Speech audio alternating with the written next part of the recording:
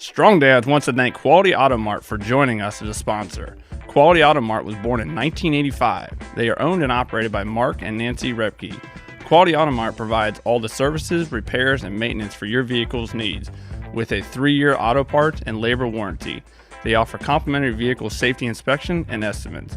Also, they offer a shuttle service and the 4th oil change is always on them. They are located at 7307 on State Road 46 in Batesville, Indiana.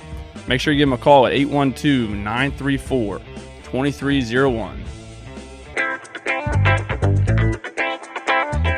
Welcome to Strongdads. This is Merle Hutchinson and Kyle Crawford, the lost prodigal son. Let's go. Back. What's going on, guys? What is going on? We are welcoming Kyle back to the crazy world of Strongdads. I'm back. What's up, dude? Not much. I told you before we hit the record, I'm kind of nervous. It has now been 7 weeks, Merle. You have carried the load. Trust me, I know. For 7 weeks, and I appreciate you. I appreciate you all the shows. That hurts you, doesn't it? It that does. Hurts I have to admit that I'm proud of you. Oh, well, thank you. You've done good, kid. Well, you had a crazy work schedule. Yep. All that was getting all weird on us. So we are just like, let's shut that down. That's why we did the parables. But now we're coming back. But I have to tell you, like the last time we really hung out was at the golf outing. Yep, and this pains me to say this. All right, I'm ready. I mean, everybody knows in our audience out there that you're a pretty good golfer. I'm okay. I do all right. Yeah. And you smoked the golf ball. It was a lot of fun. Over our 4-day week. We were just talking how, at least in our part of the country, it's not been that hot. Everybody's talking about this heat wave, like not so much in this Midwest area. But we did choose the 4 hottest days. We did. And so it was smoking hot, but you were just taking the cover right off the ball. It was a lot of fun. I have said this. I have put, I'd say 3 months prior to the golf trip, I put a lot of work into my golf game. I started doing weekly golf lessons and kind of changed my golf swing. So it was very cool to go on a golf trip and actually kind of have it all, the fruits of my labor kind of happen. That was cool. And I have to tell you, like, this hurts to say this. I like it. Keep it going. This is good. Yeah. I mean, you organized that whole trip. It was, and that thing runs really well. I had some help. I had some guys that contributed, and then I delegated some stuff. Jenny told me that's like you have to as if you're gonna. I mean, 24 guys. It was like herding cats. Sometimes. It is, and guys are the absolute worst to try to manage around anything. You can't organize men because they're just stubborn. They don't listen. I mean, we went to the other course and I said, hey guys, we have to be on the first tee at this time. And and like they're calling on the PA, the first Crawford group, come to the first tee box. And I look over and there's 8 guys on the driving range. I'm like, what are we doing here? I told you guys, we have to be on the tee box at this time.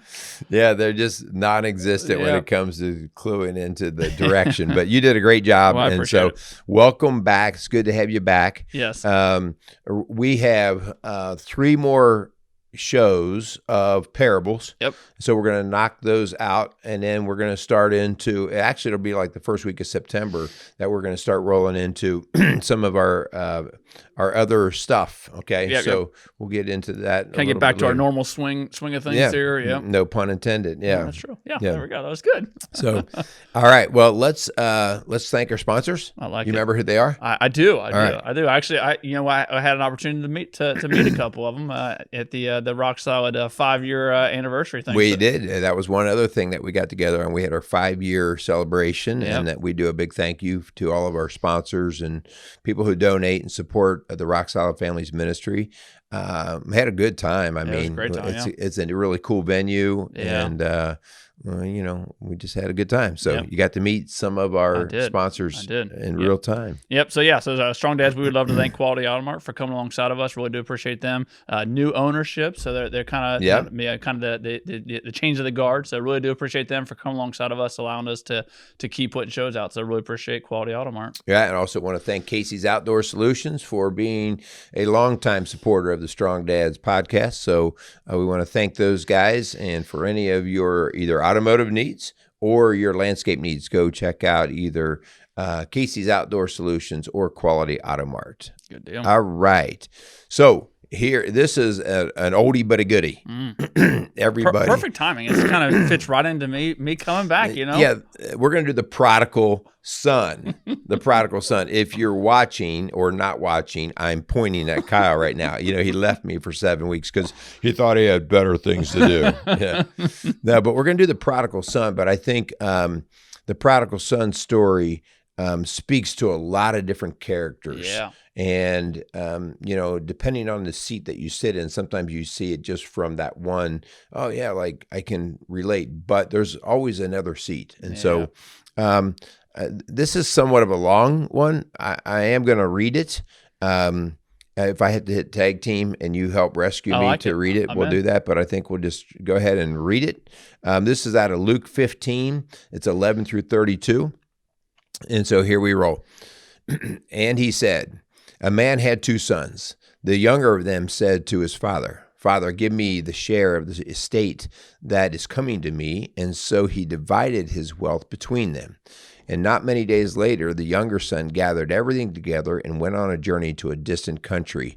And there he squandered his estate in wild living. That's what you did over this last 7 weeks. Now, when he had spent everything, a severe famine occurred in the country, and he began doing without. So he went and hired himself out to one of the citizens of that country, and he sent him into his fields to feed pigs. And he longed to have his fill of the carob pods that the pigs were eating, and no one was giving him anything. But when he came to his senses, he said, how many of my father's hired laborers have more than enough bread, but I am dying here from hunger.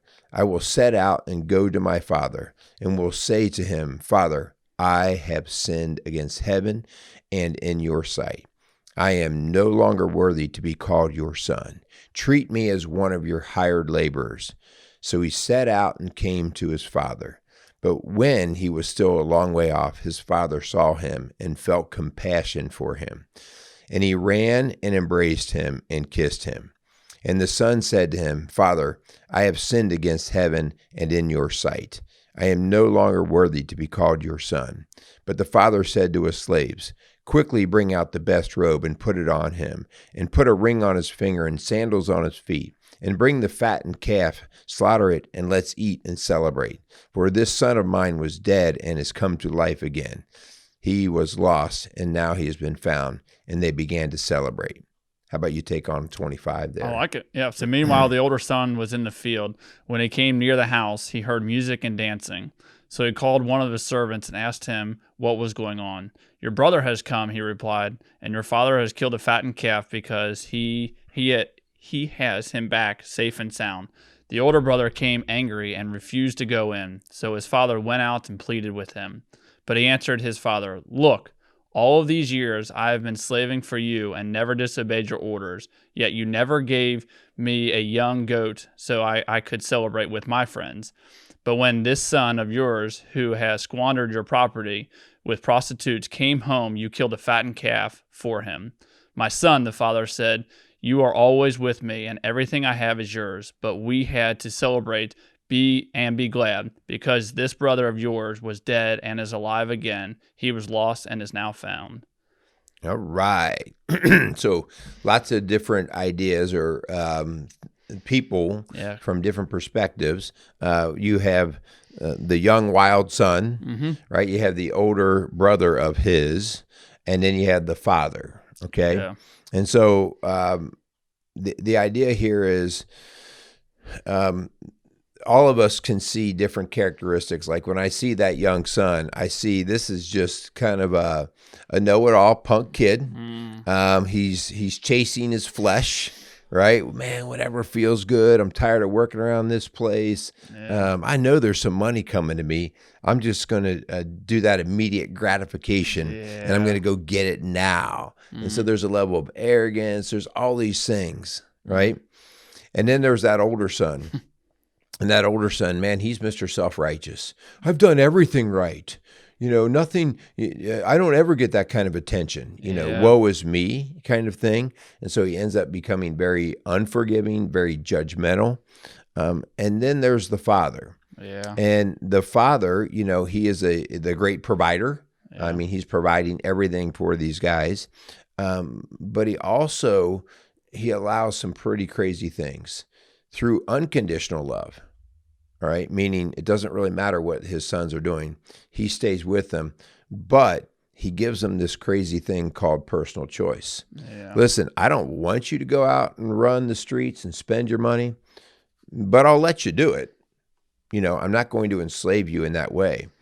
And that whole idea that the father lets that happen is, especially, as a father personally, most of the time you can predict what your kids are going to do when you give them that kind of freedom. Well, I know I'm going to let them do this, but I know this is probably going to work out like this, And so anyway, those are some of the characters I think that we can look at here. Yeah. When we look at the story, I think naturally, we're talking to strong dads, man, put yourself in the shoes of the father here. Like similar to what you're saying, Merle, I can't tell you the number of times where my girls will ask for something and in my eyes, I'm like, Ava, Mia, no. Like I know what is going to become if I give you this or if I answer, this request that you have. And to see a father, just what we're talking about, like that unconditional love, like even though he probably in his mind knew I'm going to give you, the wealth that I have that's deemed for you in the future, I'll give it to you now. I'm sure he knew the results of those, because again, if he knew his sons, he knows that the younger son this probably wasn't the first time he was disobedient towards his father. I'm sure this is a pattern that he has seen. But I think it's really cool to see a father, even though have that kind of like that perspective that obviously his sons is not, to still, to have that unconditional love, to give him the wealth and to allow him to go do just what you're saying, like that free choice. But then the flip side of that is the welcoming back. I think it's so cool just to see, a father reaching out, not just waiting for his son to come to him, but he went and saw him and he went and gave him that hug, and then to celebrate with him, and then obviously the flip side of that is to having the brother asking those questions, those hard questions where it'd be really easy for him to be like, look, like, I'm the dad. I know, like, I'm sure we've all done this before. Like when your kids are arguing, they're just do what I say because, right? Just because I said so. But to go through the explanation of explaining to this other brother, just like, this is why I'm doing it because of love. Right. I think it's really cool. Yeah. I mean, the older brother in this case, I think he's, from all accounts in terms of logical thinking, he makes sense. Mm-hmm. He is working out of truth and justice. Yeah. I want truth and justice. Yep. And we've talked before on shows the idea of, do you really want truth and justice? I mean, do you really? Because if you really want to operate under truth and justice solely, then you better hold on tight, because we all will fall short. Yep. And so the father has the wisdom and the insight here to say, listen, in general, we're going to run this place with truth and justice, but you have to know when to sprinkle in the grace. Yep. You've got to know when, and that's the wisdom part of it. I want to circle back around. I mean, the dad here, the father, what he does there is pretty amazing. Yep. But I want you to know, like, he does some things that sometimes I think we, or some things here that have happened that we don't give credit to. He didn't chase after his son. I mean, he went and he greeted him when he was coming down the lane. You're saying when his son was leaving the first. Yeah, he didn't go and chase him through these other countries and try to bring him back. No, he's like, go. But the ultimate thing here that happens that allows the father to have a change in heart is that the son, the youngest son, he changes his heart. Yeah. And I think that that's the thing that we have to recognize. It has to be our own heart that changes. Yeah. God doesn't force it. I mean, God wants you to come back. He desires it, but he doesn't say you have to do this. And so none of this will move forward if that younger son doesn't have a change in heart. In other words, he finally softens his heart. He finally sees what he actually had. And so, that's that awakening, that epiphany that I think we have to even allow with ourselves. We have to allow with our own kids. This story makes some sense with me personally in our own home, where we've had to say to some of our kids' situations, like, you know what, if you think you know better, like, go do your thing, right? We love you all the same. Right. In fact, we love you so much that we're going to let you do that and watch whatever happens. Yeah. Okay. So anyway, I think the whole story is pretty cool. Yep. And it's a reminder again, what do we take away from this that's applicable to today? God's balance in his truth, justice, and grace as our Father, and how we as men are to implement and put that into our own life.